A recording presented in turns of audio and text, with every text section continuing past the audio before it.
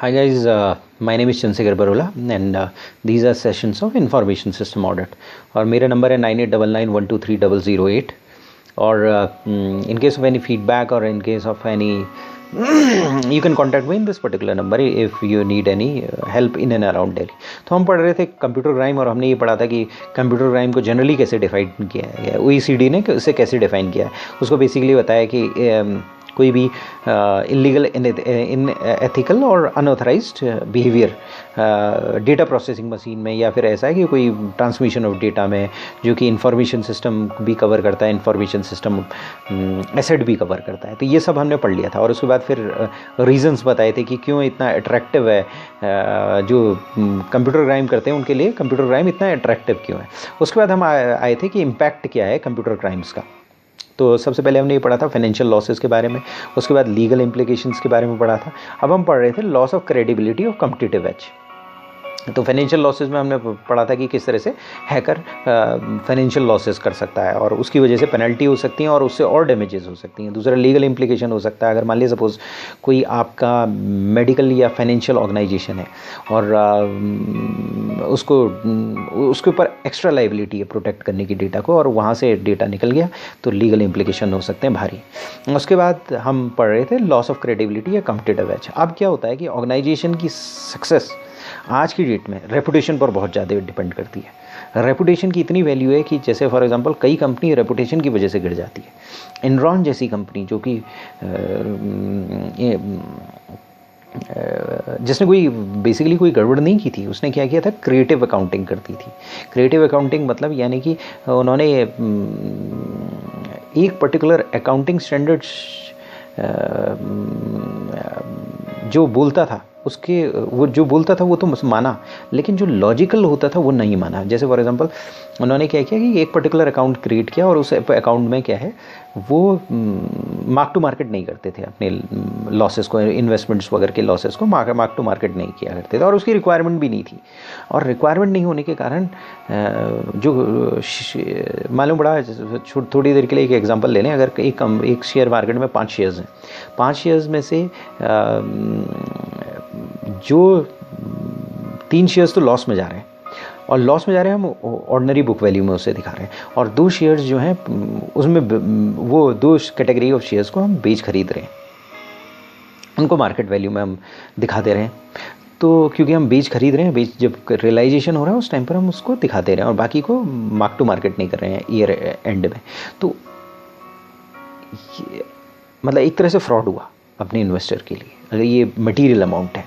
और ये एक पर्टिकुलर रीज़न था कि कई कंपनीज इन चीज़ों की वजह से गिर गई। जैसे आपकी आर्थर एंडरसन गिर गई, आपकी one of the top most auditing firm थी वर्ल्ड की, एनरॉन गिर गई, और बहुत सारी कंपनीज जो हैं इसी की वजह से लॉस ऑफ क्रेडिबिलिटी की वजह से गिर गई। लॉस ऑफ क्रेडिबिलिटी आज की डेट में बहुत इंपॉर्टेंट है। अगर क्रेडिट लॉस्ट है तो लोग आपके साथ बिजनेस नहीं करते, शेयर होल्डर चले जाते हैं, बैंक्स आपको loan higher rate of interest में दे देते हैं। मार्केट इतना कम्पिटिटिव है कि अगर आपका थोड़ा सा इंटरेस्ट रेट हायर हो गया मार्केट से तो आप मार्केट प्रॉफिटेबिलिटी की जगह लॉस की तरफ चले जाते हैं।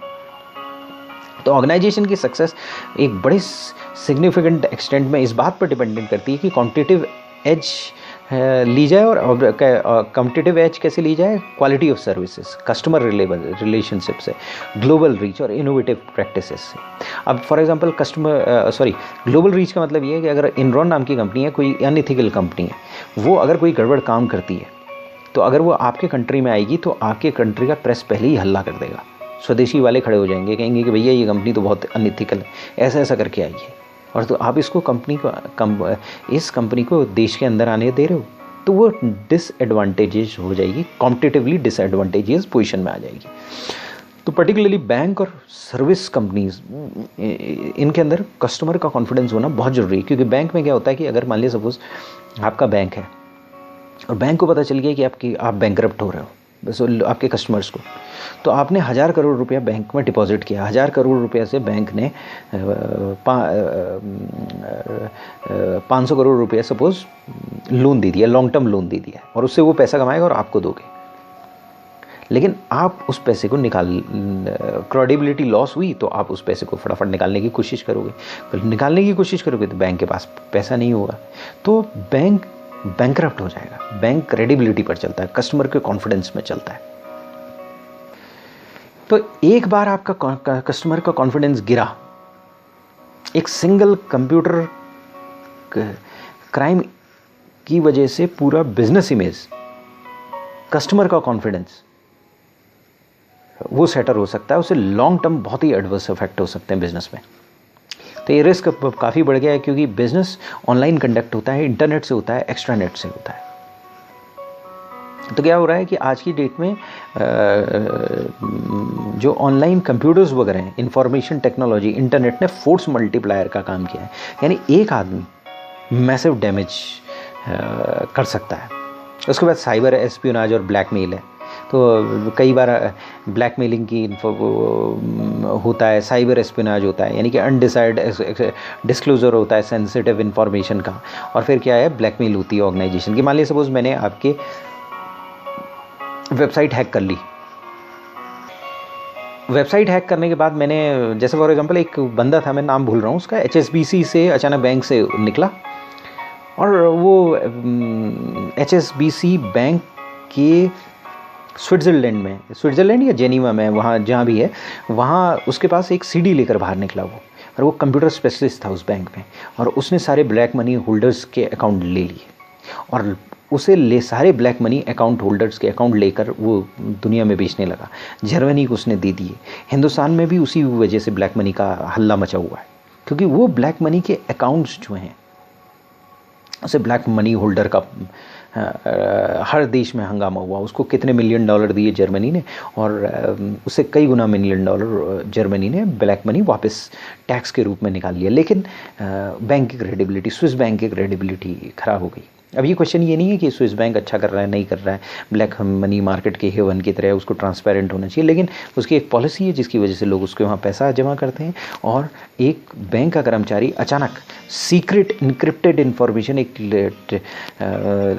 लेकर बाहर आ जाता है और बाहर आकर दुनिया को दे देता है। उसका इंटेंशन अच्छा है, बुरा भी हो तो अच्छी बात है कि अगर मान लिया सपोज वो ड्रग माफियाज इन सब का बैंक अकाउंट दे रहा है और कोई पैसा ले रहा है, तो कोई दिक्कत वाली बात नहीं है। अनएथिकल हो सकता है, लेकिन ठीक है, उसे सोसाइटी को फ़ायदा हो रहा है टोटलिटी में, लेकिन उसे बैंक की क्रेडिबिलिटी जा रही है। तो वो व्यक्ति बैंक को भी ब्लैकमेल कर सकता था। ये कह सकता भाई मेरे पास इन्फॉर्मेशन है, इसके इतने पैसे दो, नहीं तो मैं मार्केट में रिलीज़ कर रहा हूँ।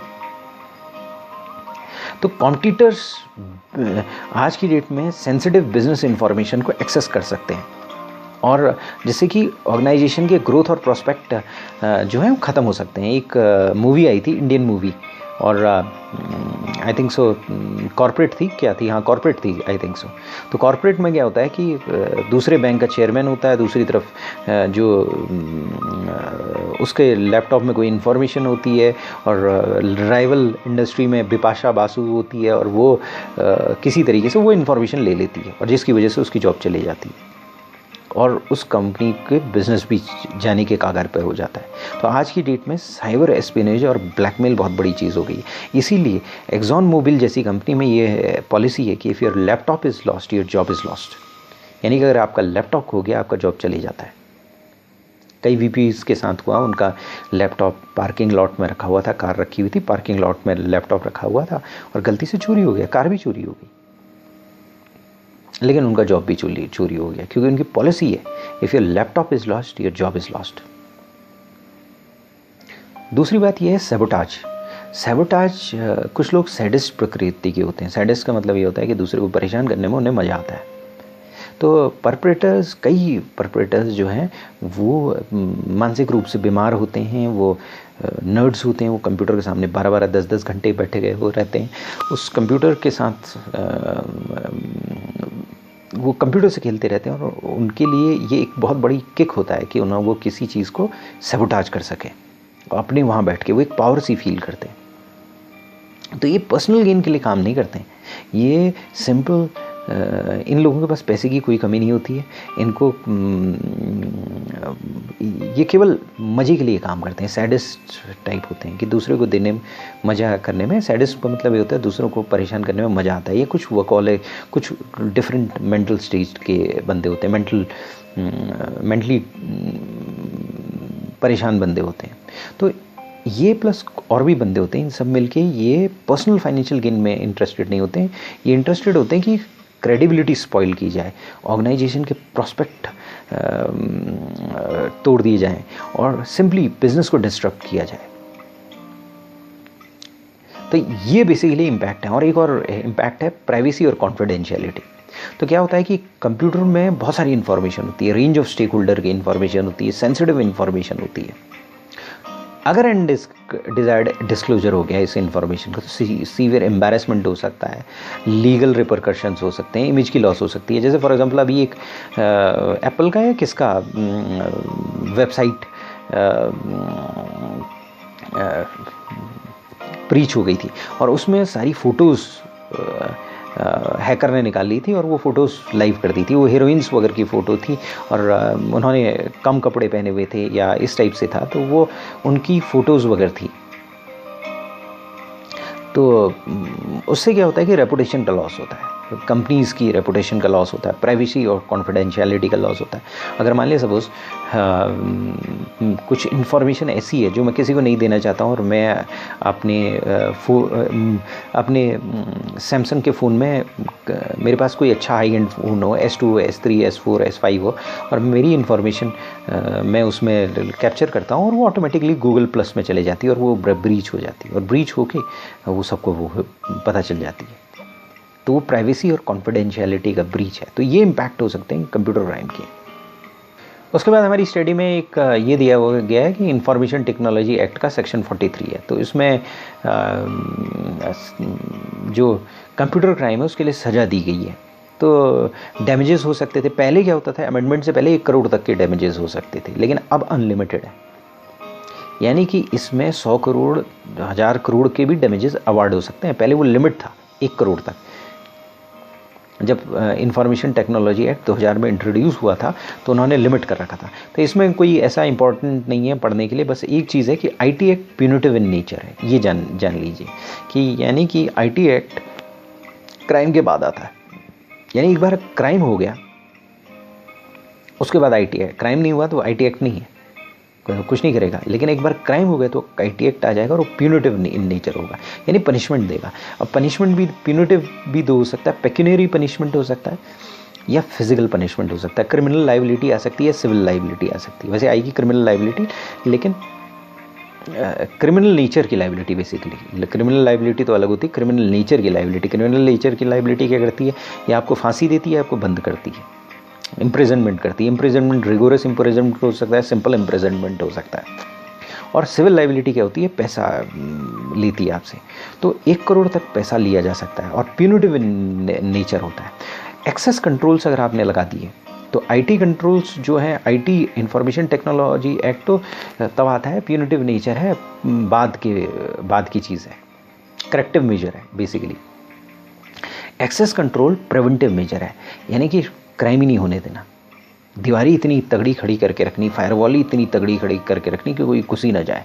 जैसे इंडियन पाकिस्तानी बॉर्डर है तो वहाँ पर क्या होता है कि आतंकवादी जम्मू कश्मीर या इधर की तरफ आ जाता है पाकिस्तान बॉर्डर से, तो उसके बाद फिर हम ढूंढते फिरो उसको, अपनी वहाँ पर मारो, चारों तरफ गोली चलेगी, शहर में दंगा होगा, न्यूज़ बनेगी, बिजनेस डरेगा, चारों तरफ एक टेरर का माहौल क्रिएट करेगा। उससे बढ़िया, सबसे बढ़िया चीज़ है एक एक्सेस कंट्रोल लगा दो, यानी कि पूरी बॉर्डर को फेंसिंग कर दो, वहाँ पर थर्मल इमेजिंग रडार लगा दो। ऐसे ऐसे थर्मल इमेजिंग रडार हैं जो 20-20 किलोमीटर तक देख लेते हैं, यानी कोई भी आदमी आ रहा है तो आपको पता चल जाएगा। वहाँ पर नाइट विजन डिवाइस दे दो, वहाँ पर ज़मीन पर उन्होंने वो लगा दिए हैं कि अगर लाइट चलती है उन पर, क्या कहते हैं, जो बॉर्डर फेंस है, बॉर्डर में फेंस लगा रखी है, इलेक्ट्रॉनिक फेंसिंग है, वो लगा रखे। तो वो एक्सेस कंट्रोल रोकने का तरीका है, यानी कि आने से पहले रोक लो। तो वो जो चीज़ है आप आने से पहले रोकते हैं वो प्रिवेंटिव इन नेचर है, यानी प्रिवेंट करते हैं कि भाई जो बंदा आ रहा है हंगामा करने के लिए वो आ ही ना पाए, उसे मारने की ज़रूरत ही नहीं पड़ेगा। जब वो अंदर नहीं आया है तो हमारे वहाँ हंगामा नहीं करेगा, कहीं और करेगा, और जिसने दूसरी तरफ करेगा हमारी तरफ आएगा ही नहीं। हम प्रिवेंटिव कंट्रोल लगा के रखते हैं। और प्यूनिटिव इन नेचर ये है कि आजा उसके बाद। तो IT act punitive in nature है, करेक्टिव मेजर है। कोई भी एक्ट करेक्टिव मेजर होता है, ये चीज़ हमारे स्टडी में दी हुई है। तो basically commission of computer crime का मतलब क्या होता है कि कंप्यूटर क्राइम हो गया, तो मोटे तौर पर ये समझिए कमीशन इन कंप्यूटर क्राइम का मतलब ये है कि एक्सेस कंट्रोल सरकमवेंट हो गए। सरकमवेंशन ऑफ एक्सेस कंट्रोल का मतलब है कमीशन ऑफ कंप्यूटर क्राइम।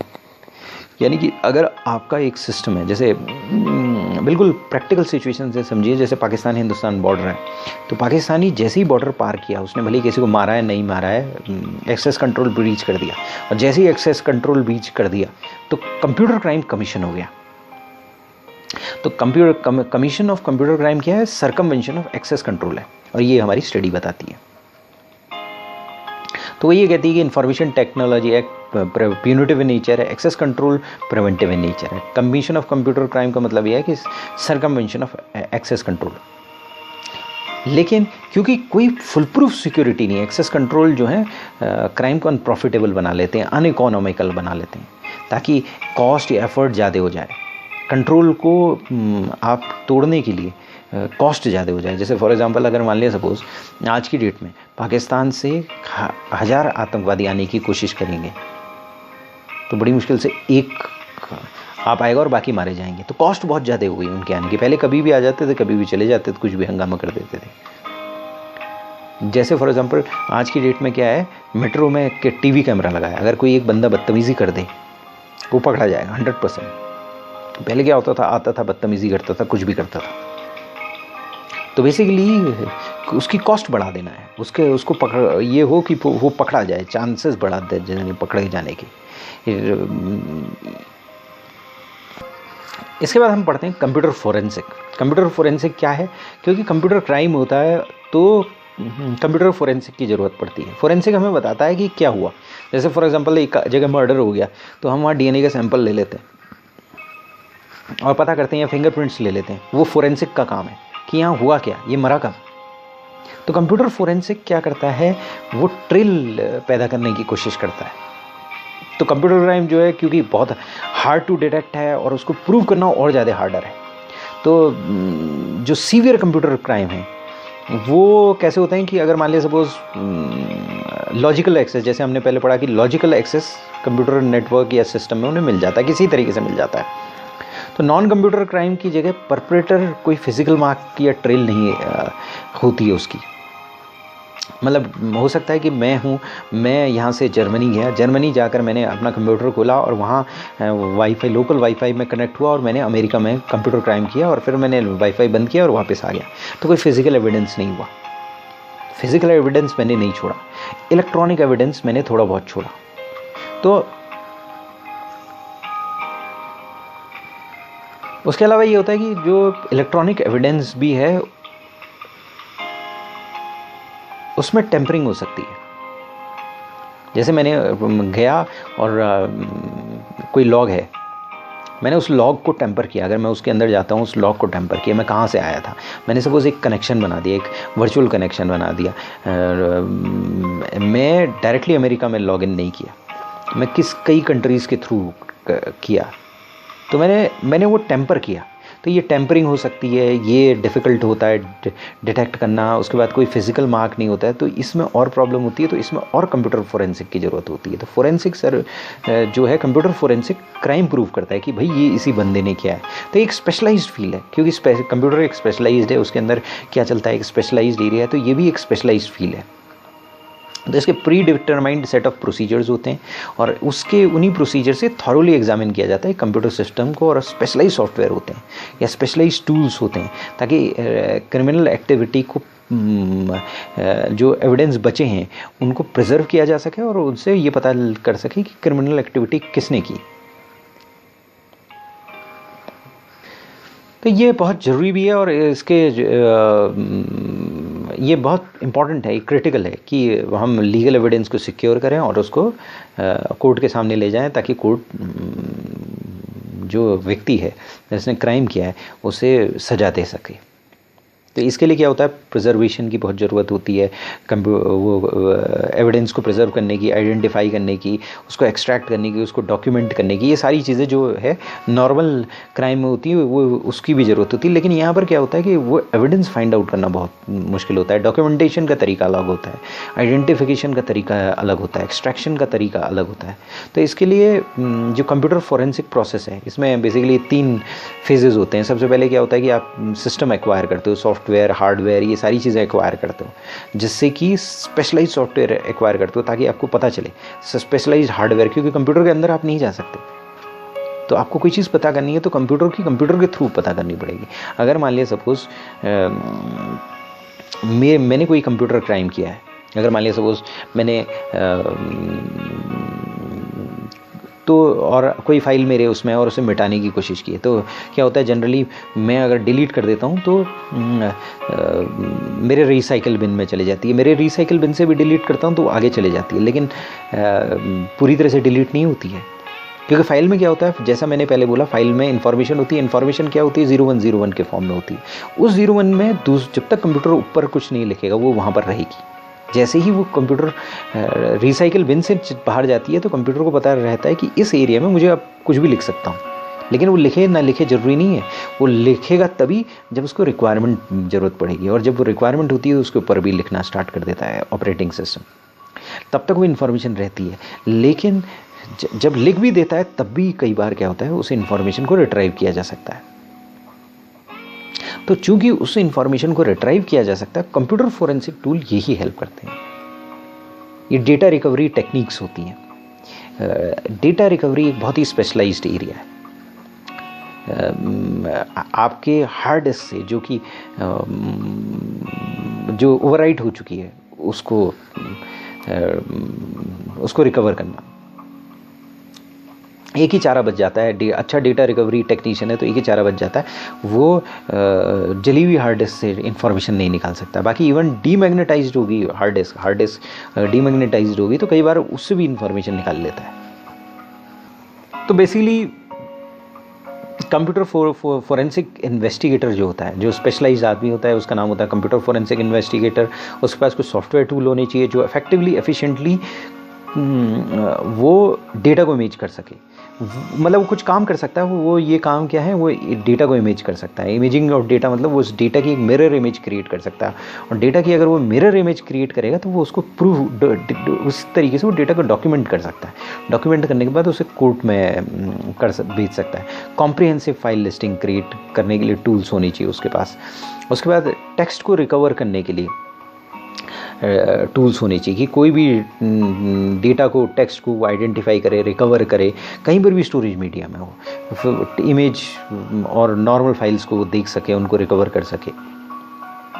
और प्रोसीजर्स ऐसा होना चाहिए कि डेटा को कंटामिनेट ना करे, डेटा एविडेंस को कंटामिनेट नहीं करे, क्योंकि फिर नहीं तो उसका बचाव, दूसरे वाले का बचाव वकील कहेगा जी डेटा तो कंटामिनेट हो चुका है, ये डेटा कंटामिनेट नहीं हो। डेटा को कंप्रेस कर सके, डीकम्प्रेस कर सकते, इनक्रिप्टेड फाइल को आइडेंटिफाई करे, उसको डिक्रिप्ट कर सके, ये सारी चीज़ जो कंप्यूटर फोरेंसिक इन्वेस्टिगेटर कर सकता है। तो कंप्यूटर फोरेंसिक प्रोसेस क्या होती है, जो हमने पढ़ा, कंप्यूटर फोरेंसिक प्रोसेस जो होती है बेसिकली क्या है कि वो टूल्स को खरीदेगा, सॉफ्टवेयर हार्डवेयर टूल्स को खरीदेगा, एग्जामिनेशन करेगा, उनको यूटिलाइज करेगा। तो फाइनली जो फोरेंसिक है वो पता लगा लेगा कि भाई कब किसने क्राइम किया था, क्या किया था, वो स्पेशलाइज्ड स्किल उसके पास होगा। तो इसे कंप्यूटर फोरेंसिक कहते हैं। अब हमारी लास्ट टॉपिक है परपेट्रेटर ऑफ कंप्यूटर क्राइम। तो कॉमन परपेट्रेटर जो कंप्यूटर क्राइम के जो मोस्ट कॉमन परपेट्रेटर्स होते हैं वो हैकर्स होते हैं। हैकर्स कोई भी व्यक्ति हो सकता है। हैकर्स असल में दो चीज़ें होती हैं, एक हैकर्स होता है, एक क्रैकर्स होता है। हैकर्स का अगर क्रिमिनल इंटेंट हो गया, वो पैसे के लिए हैक कर रहे हैं, डैमेज करने के लिए कर रहे हैं, क्रैकर्स हो गए। मालूम पड़ा सपोज एक हैकर है, एक पर्सन है, उसके पास कंप्यूटिंग टैलेंट है, हैकर के पास कंप्यूटिंग टैलेंट होगा, और वो क्या है ICICI बैंक के अंदर चले जाता है, वेबसाइट के अंदर चले जाता है और खाते के अंदर चले जाता है, वहाँ की इन्फॉर्मेशन देखता है, सब चीज़ करता है, एक्सप्लोर करता है सिस्टम को, लूप होल्स देखता है, सिक्योरिटी वनरेबिलिटी देख लेता है, वहाँ पर एक्सेस गेन कर लेता है, लेकिन उसके बाद वापस आ जाता है, मजाक के लिए करता है। ये मतलब उसको एक चैलेंजिंग फील आउट होता है, वो करता है। और वो मे भी हो सकता है हैकर जाए और फिर वहाँ के डिपार्टमेंटल वहाँ उन्हें बताए कि भाई ये तुम्हारी ये गड़बड़ी है, उसने कुछ गलत काम नहीं किया, हाँ एक्सेस राइट वायलेट किया, गलत काम हो गया है, पाकिस्तान का आदमी हिंदुस्तान में आ गया है, अब वो उसने एक क्राइम तो कर ही दिया है, लेकिन उसका क्रिमिनल इंटेंट नहीं है। वो सपोज कोई एक पाकिस्तानी नागरिक है, यंग टीनेजर है, उन्होंने कहा चलो भारत के अंदर घुसते हैं, घूमते हैं और वो बॉर्डर में रहते हैं, उन्होंने कहा वापस आ जाएंगे भाई। वो घर से रात को निकलते हैं, चुपचाप भारत के अंदर घुसते हैं और बॉर्डर से फिर वापस चले जाते हैं। उनका इंटेंशन नेगेटिव नहीं था, हैकर ऐसा ही आदमी होता है। कोई भी सोशल और एंटी सोशल एक्टिविस्ट हैकिंग कर सकता है, वो सिस्टम के अंदर जा सकता है, कोई भी मैसेज स्प्रेड कर सकता है, लेकिन जहाँ से अगर उसने मैसेज स्प्रेड करना शुरू कर दिया, क्रिमिनल इंटेंट हो गया, तो वो क्रैकर हो गया, पैसे के लिए करना हो गया, डैमेजेस करने लगा, डैमेज किसी भी टाइप की होगी, सिस्टम को डैमेज किया, हार्डवेयर को वायरस डाल दिए या ऐसा कुछ किया जिससे कि इमेज डैमेज हो जाए, तो वो क्रैकर्स होते हैं। उस हैकर्स के अलावा एम्प्लॉयज़ होते हैं जो मोस्ट कॉमन परपेट्रेटर हैं कंप्यूटर क्राइम के, वो एम्प्लॉयज़ हैं। एम्प्लॉयज़ जो हैं आपके इंफॉर्मेशन सिस्टम पर्सनल हो सकते हैं, डिस्ग्रंटल्ड एम्प्लॉई हो सकते हैं और कोई और एम्प्लॉयज़ हो सकते हैं। तो आईएएस पर्सनल हैं जैसे फॉर उनके पास ज़्यादा प्रिविलेजेस होता है, और बहुत सी कंपनियों में क्या होता है, कई बार पता चलता है कि भाई किसी पर्टिकुलर आईटी टीम के बंदे ने गड़बड़ी की थी, तो ये आईएएस पर्सनल भी कंपनी के अंदर गड़बड़ कर सकते हैं। फॉर एग्जांपल एक छोटी सी चीज़ है कि स्लाइसिंग टेक्निक, जैसे फॉर एग्जांपल एक सॉफ्टवेयर के अंदर एक सॉफ्टवेयर स्लाइसिंग टेक्निक ये है कि एक पर्टिकुलर सॉफ्टवेयर बनाया गया, बैंक के लिए बनाया गया, और उसमें ये बोला गया कि हर के उसमें से एक एक पैसा निकाल के मेरे अकाउंट में डाल दो, एक दूसरे अकाउंट में डाल दो। तो कुछ पैसा एक पर्टिकुलर अकाउंट में डाला गया और फिर बाद में उससे उस अकाउंट से पैसा निकाल लिया गया।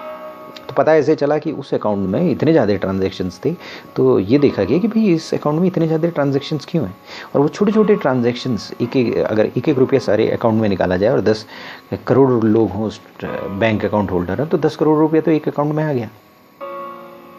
तो ये आईएएस पर्सनल ये कर सकते हैं। कई बार डिस्ग्रंटल एम्प्लॉई हैं, उनको आपने निकाल दिया, तो वो क्या है, उनको गुस्सा है, उनको कोई इन्फॉर्मेशन है, वो डैमेज कर सकते हैं, सैबोटाज कर सकते हैं, लॉजिकल एक्सेस कर सकते हैं, तो ये सारी चीज़ें कर सकते हैं।